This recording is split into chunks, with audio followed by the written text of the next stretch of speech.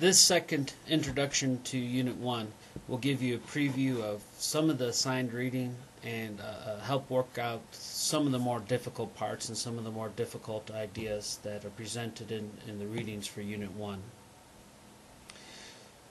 First of all, if you watch the first introduction video, you know that Appalachia, the idea of Appalachia, was really formed through three major discoveries of the region. The first being the local color movement. The second came in the 1960s with the war on poverty.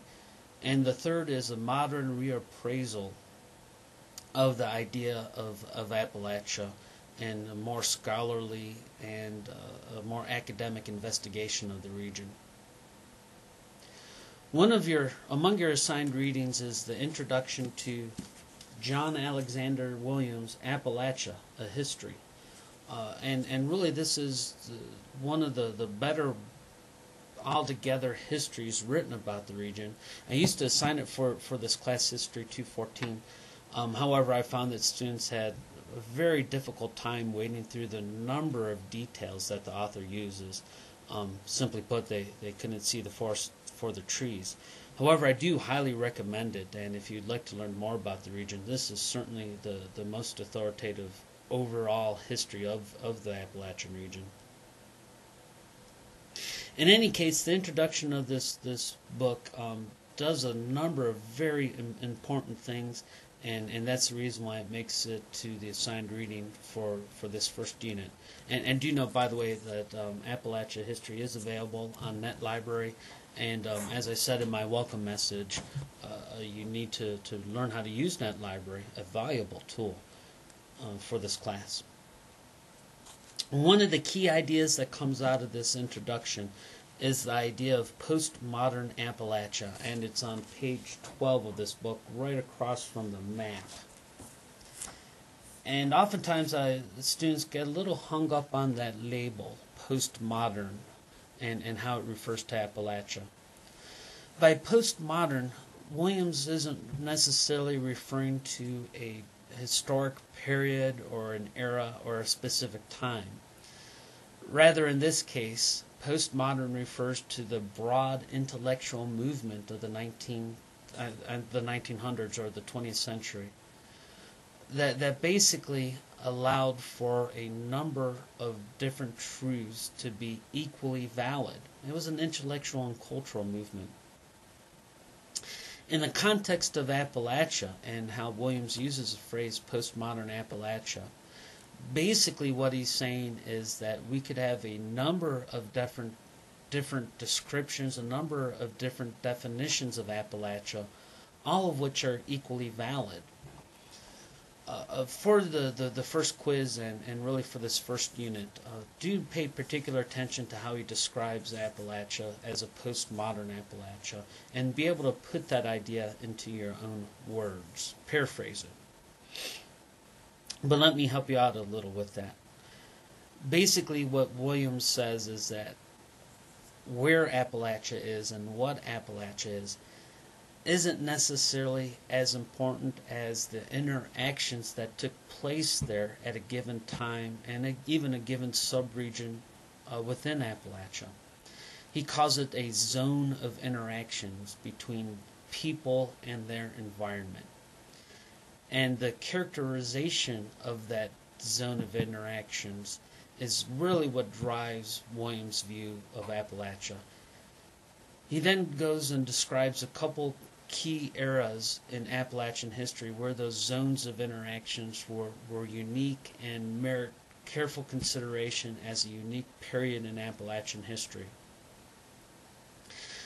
Basically suggesting that our definition of Appalachia ought to change over time as the region changes, which when you think about it makes an awful lot of sense. Our definition for Appalachia in the frontier period, following the revolution, ought not to be our same definition of Appalachia that we would use in our contemporary world. So Williams definitely gives a theoretical viewpoint that we'll build upon for the rest of the semester. Do note that the unit structure basically follows his framework for how the history of Appalachia unfolded and the 5 distinct periods that he writes about. In addition to that, do note that you do have 3 chapters from High Mountain Risings, and as I said in the other introduction video, if you didn't read the introduction to this book, I think you'll find it very helpful.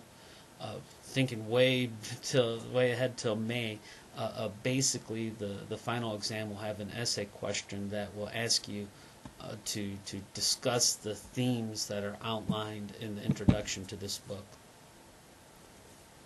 But anyways, the chapters assigned for this unit are chapter number 8 on stereotypes, chapter 9 on music, and chapter 10 on folkways.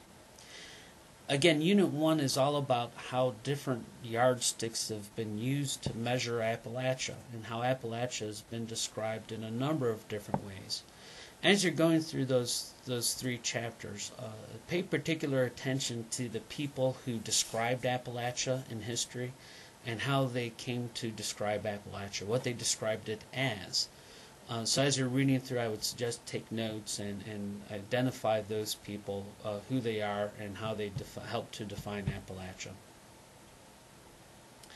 In addition to that, and I really want to see some good discussion of this on the discussion board, do note that we have several maps from the Appalachian Regional Commission. One thing that a lot of people assume to be true about Appalachia is that it's a region of poverty, and indeed there's no denying that poverty is concentrated in Appalachia, and that's really what those Appalachian Regional Commission maps will show. But they'll also show that it's not quite as simple as Appalachia's a poor region. Take a look through those maps. Do you see any patterns to the poverty? Do you see any other patterns to the demographics and society and economics of Appalachia that can be identified and discussed? Do note for your listening pleasure, I'm a big fan of different types of music and exposing students to music that they might not be familiar with. Take a look to a few of those songs that we have posted. And finally, do note that you do have an archival video. And in each unit this semester, I've really tried to incorporate some archival video or some video throughout the semester. The video that we have for this unit is The Children Must Learn, Educating the Children of Appalachia, a documentary filmed in 1940. What you should do with that is watch it with a very critical eye. What assumptions did the documentarians make about the region even before they turned on the camera? What aspects of Appalachia did they want to underscore? What aspects of Appalachia do you think that they downplayed? And overall, what kind of stereotypes do you see in this documentary? So look at it in a very critical eye. And that's really the intention there. It doesn't have much content that I want, some factual knowledge about, but rather practice your ability to spot stereotypes and understand stereotypes by reading or viewing and discussing this film. If you had any questions, of course, about these pieces as you work through them, do by all means ask on the discussion board, and I'll be happy to help you work your way through them and answer your questions.